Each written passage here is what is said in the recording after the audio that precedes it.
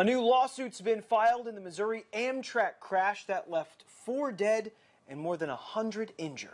Thanks for joining us at 6. I'm Lucas Geisler. And I'm Marissa Hollowed. The lawsuit was filed in federal court on Tuesday by BNSF Railway against some of the passengers that were injured or family of those who died in the crash. ABC 17's Layla Mitchell is live with us right now in studio.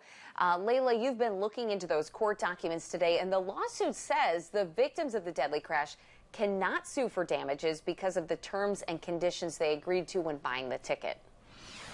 Yeah, Lucas, Marissa, now it's not uncommon for people to not read the pages and pages of fine print and terms and conditions when making an online purchase. But in this case, the railroad said because that box was checked, the victims are not entitled to a jury trial. But attorneys of some of the victims tell me this violates their constitutional rights.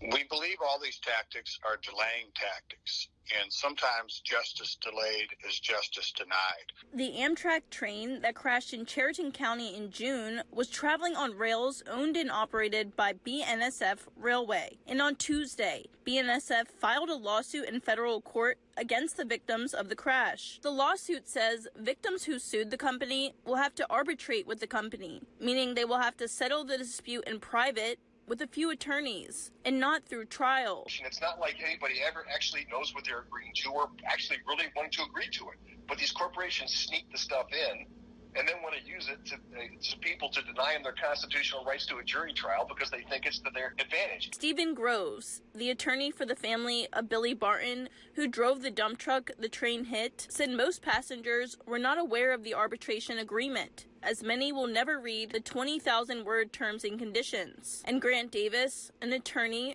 representing more than 70 victims in the Amtrak case, said the lawsuit is unconstitutional. In the Missouri Constitution and the U.S. Constitution, you have a constitutional right to a trial by jury. They're trying to do away with that by enforcing, it's called like forced arbitration.